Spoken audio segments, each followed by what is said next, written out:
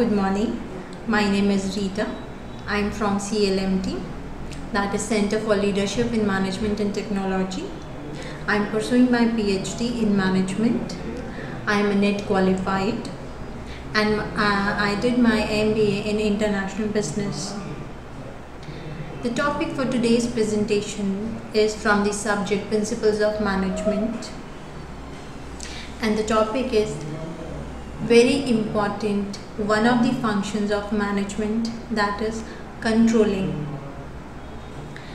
Let's have a look at the contents we are going to cover under this presentation. Today we would discuss what is controlling, its nature, its process, the characteristics of controlling, what are the types of control that are used by the organization, and the conclusion at the end. Now let's start as to what is controlling. What do you mean by this function of controlling? Management functions are basically four: plan, organize, control, and we have left one: plan, organize, lead or direct, and then control. How did I come to know that I have missed one of the function? Because I read that and I told you earlier that basically management has four functions, but I told you only three functions. So I made a mistake. I missed one function. What is this? This is controlling. In controlling, basically the functions and the activities are performed under the controlling function is to have a check on the process which is going on, to have a look what is going wrong in the process, where the activities are going wrong, to know why they are going wrong, and to take the corrective actions. So controlling can be done once we have set one standard and then we compare our actual performance with the standard performance, and the gap is filled by taking corrective or relative measures. If we do not control, then we will not be able to understand the quality of the product, the you can say flaws of the process, and we will not be able to measure the actual standard of the process and the product itself. So yes, planning starts it, but controlling is not the final end. It is actually the output, or we can say it is actually the output which would become an input again for the planning. When a product is in the hand of the producer, a complete final output is in the hand of the producer. When it goes to market, they come to know that there are several other areas which can be improved, and they can come with some innovation in the product.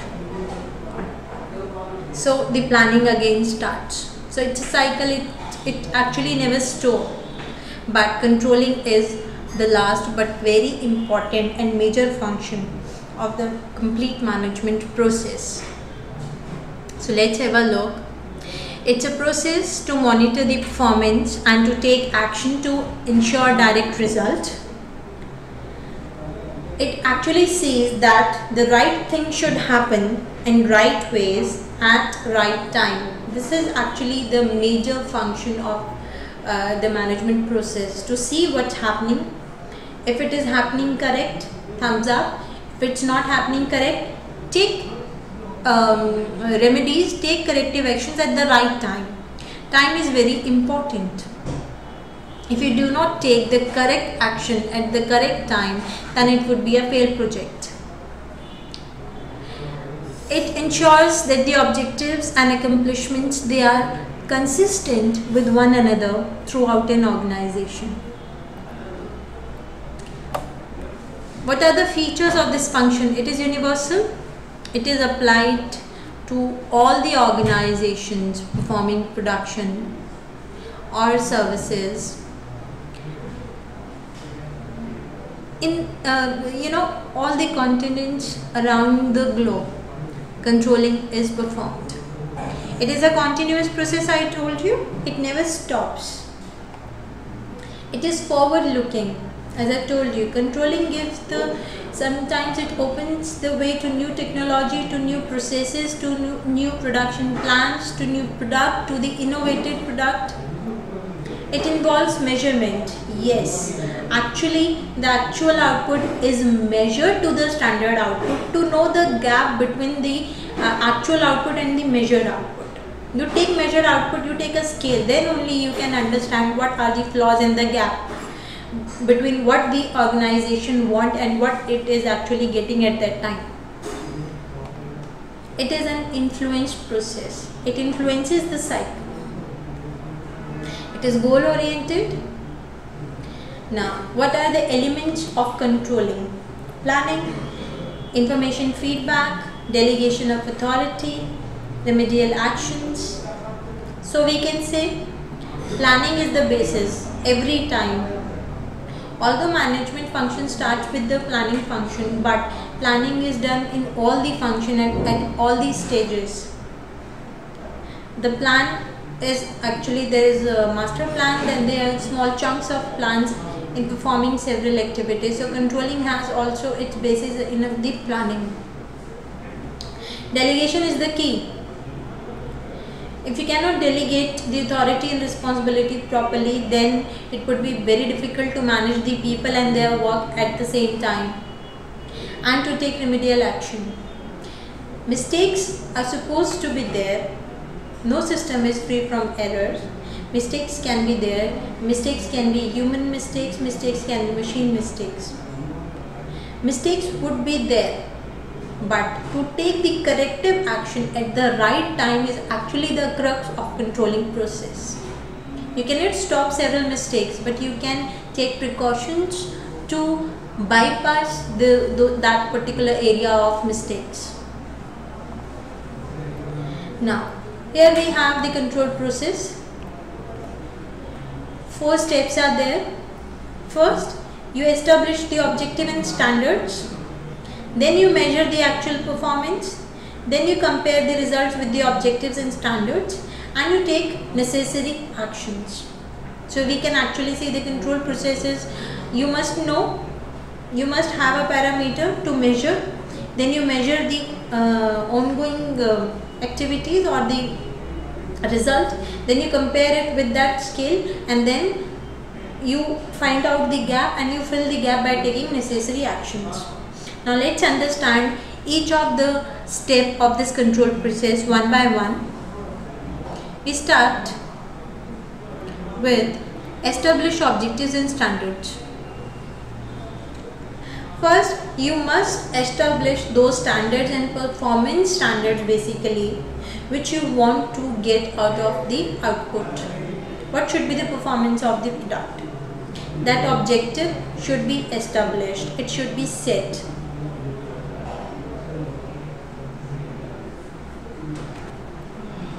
Now, basically there are 2 types of standards, output standard and input standard. What is output standard? When we measure the performance results in terms of quantity, quality, cost or time, when these parameters are picked as a measurement scale, then it is called as output standard. Now, what is input standard? We measure the work effort that would go in the performance task. That is input standard. You must know when and how much quantity of input should go into the machine, and by what time it should come out of the machine, what time the machine should take to convert it into some process, to some stage of semi-product it is made or a part of product is made. Now, the second step is, once you have established the standards, then you measure the actual performance. So measurement, you must take care of it that your measurement should be very accurate enough to spot the deviations or variations between what really occurs and what is most desired. Without measurement, no effective control is possible. Now, compare your result with the objectives and standards. Now, ways of making such comparison is, you have set some benchmark, you have some history records, you have some relative records, you have some engineering thought of technology with you. So there is a kind of technology which helps you, there is a kind of method or technique that helps you to compare the actual result with the objectives and the standards. And the last one is, take corrective action. Management by exception. It is basically a philosophy, a thought, a process that is taken into action, and it focuses on the managerial attention on substantial differences between the actual and desired performance. It focuses on the critical deviations. It's a narrow concept. So it tells you what could happen and what could be the extent of gap, what could be the scope of gap between the actual and the desired output. Why we use management by exception concept? Because it saves the times of the manager, it saves the energy and other resources. They say that there are basically two exceptions. There could be problems which are below standards, and there are opportunities that are above standard. These are exceptions. Now, yes, what are the effective control in an organization? The best one is which is understandable, which encourages self-control, and which is strategic and result oriented. If the employees, if the workers in the organization, they believe in self-control, then the workload of the management and the department is divided among the employees. Moreover, they are now more empowered, they feel more responsible to do their job, and less are the chances of a big mistake or some blunder, and the process will go smooth. Now, timely, the control should be timely and exception oriented, positive in nature, it should be fair and objective, it should be flexible. Primarily, now types of control. So the first type of control is preliminary. Sometimes they are also called as feed-forward controls. They are accomplished between a work activity begins. They make sure that proper directions are set and that the right resources are available to accomplish them. So the preliminary controls are basically those controls which are you can say they are proactive in nature. They are all set. They are all set to perform those activities which can actually deviate any risk, which can actually deviate any mistake. Then we have concurrent. They basically focuses on what is happening in the work process. These are also known as steering controls, and they monitor the ongoing operations and activities to make sure that things are being done correctly. So the preliminary controls are the one which are done before the activity starts, before the process starts, and the concurrent are the controls which are there when the process is going on, the continuity is there, then these type of controls are used. Then we have post action. They are also known as feedback control. The process is complete, then they take place and the action is completed. They focuses on end results and opposed to inputs and activities. Now, what the managers can do in order to control the process, in order to control the activities, they can rely on people to have self-control, or they can take direct actions to control the behavior of others. Either you mend the ways of the way the people work, or the people are realized and they are empowered so that they can have a self-control. The preferred one is to have the self-control. It gives a learning to the manager. It It kind of raises the standard of working environment, and the employee feels related, responsible, and he learns himself as well. Now, what are internal controls? As you can see in the previous slide, let me show to you once again. The internal control are the one when the employees are self-controlled, and the external control is the one when the manager directs them in order to control their behavior. So let's understand the internal control first. It allows the motivated individuals to exercise self-control in order to fulfill job expectations. The potential for self-control is enhanced when capable people have clear performance objectives and proper resource support. So the internal control actually can be done if the employees are motivated and they are encouraged to control their behavior, their activities, and to work more attentively. Then we have external control. It occurs through the personal supervision of the manager and the use of formal administrative system. For example, compensation and benefit system, employee discipline systems, performance appraisal systems, and management by objectives. Now, it is very obvious that there would be the human resistance to control, because people usually do not like to be controlled by others. They do not like to be every time directed by others, or they do not want someone to pull up a stick and tell them what to do and how to do. They want to do it with some autonomy.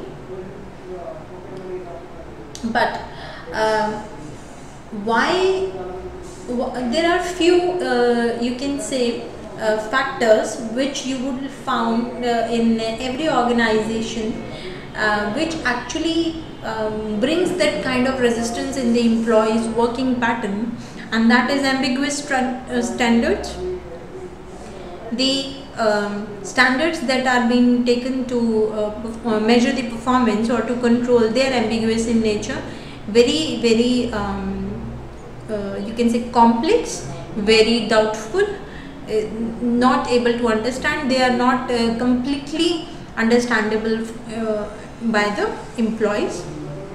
Check on freedom. As I told you, every time when you when the manager or the supervisor is standing on the head of the employees, so they do not like it.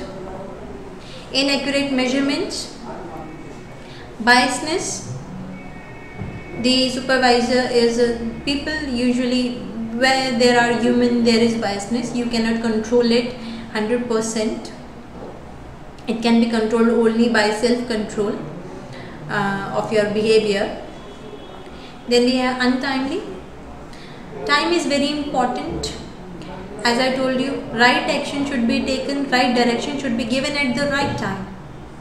If you do the thing, if you do sometimes the wrong thing, if it is done at right time, it becomes the right thing. But if you do the right thing at wrong time, it will always go flat on face. Fear. There can be a lot of different types of fear in the employee's mind. Fear to get humiliated sometimes by supervisor. Fear that they may not be able to perform their task positively. Fear to lose confidence. Fear to lose the job. Fear to get suspended. Fear to get someone getting the appraisal but you are not getting the appraisal. So there are a lot of different type of fear that persists in the mind of the employees. And emotions. Humans plus emotions is equal to different kind of behavior. So the more the emotions are there, the more are the chances that there would be resistance to control by the employees.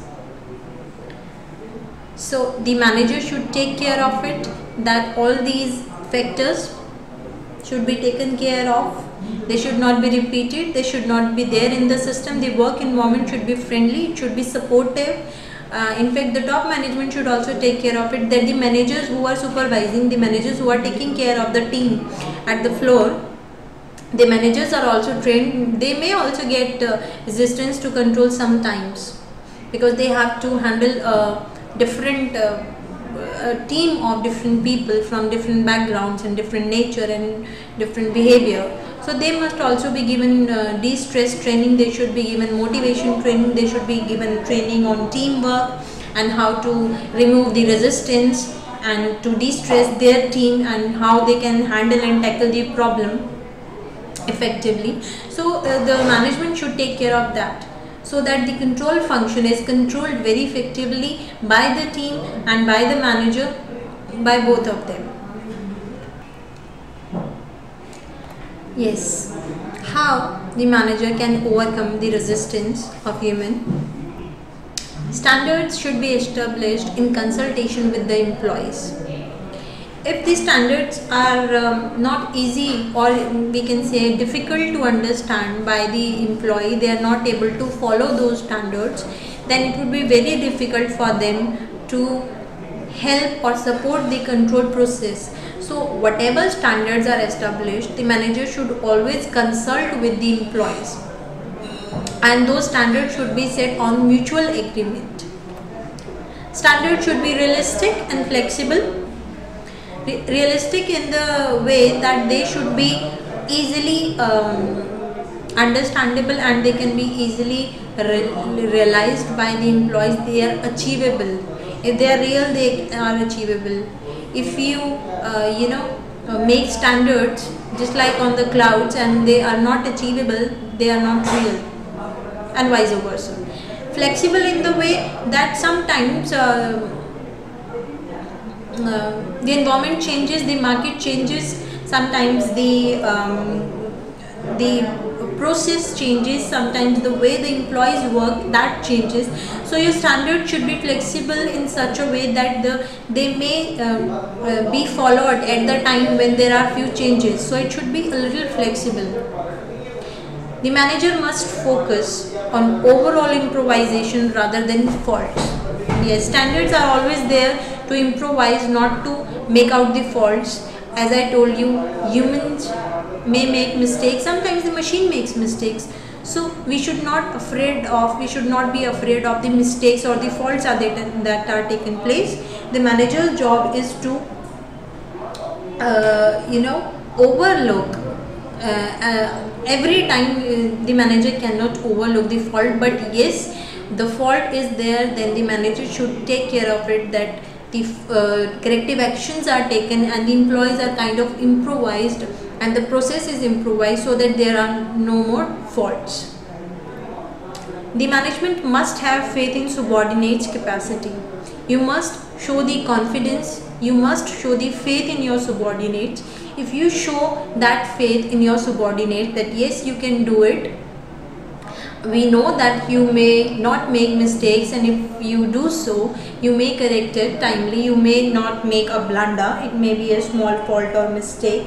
If you show that confidence in your team, in your subordinate, then their self-confidence is always raised, they are motivated, they believe that the organization believes in them. It is very important for the employee to have that sense of belongingness with the organization. They will work like they are working for their home. So that should be always be there. Control process must be fair.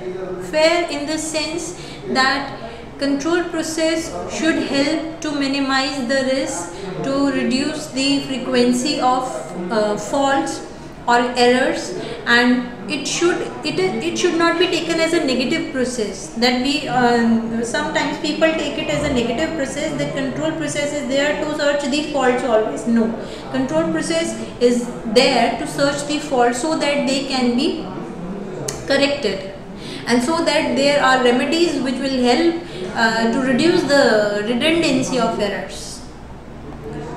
Reward structure should be integrated as incentive. Every employee, every human being has different motivational needs. You must take care of it, and the employees at flow, or we can say to every employee in the organization, reward is always a very lucrative and very exciting incentive to the organization's employees. You must inculcate that culture in the organization, that if they do well, they would be rewarded, they will be given some incentive, so that they are motivated from inside as well and outside as well, and they work effectively and efficiently for the organization. Apt communication and education must be imparted. If the organization has developed or improvised their technology or their working pattern, then they must give that education and training to their employees. They must communicate timely the information to the employees, so that there is smooth functioning of the activities and the process goes very smooth, because every employee knows about the new things and the old things, and if there are some problems, some little problem, they can actually work upon the problem, and they may help the organization by putting their ideas forward to solve that problem at that time. Now, what are the essentials to have an effective control? One must focus on objectives and needs. It should be forward looking, prompt in nature. By prompt I mean on the spot action, no delays, no time consuming action should be there. Critical point control, control by exception, flexibility and objectivity. Economical in nature. Every organization wants its control function to be economic in nature. They must attain economy of scale in their production, in their expenses, so that they can earn some good, you can say, money by achieving that economy of scale. It's a dream, it's a default dream for every organization to achieve economies of scale.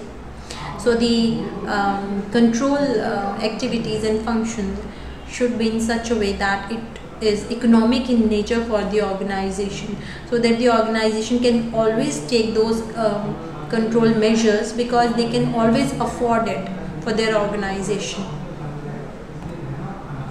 Motivating. These control functions are there to actually give learning and to motivate the employees that we are always there. If any problem comes, we will be there to help you, but try to work in such a way that you bypass the problem area. So it should always be motivating, because ultimately the team would be working, ultimately the people on the floor, the workers, supervisors would be working, and they need to be motivated because they'll be working very hard for the organization.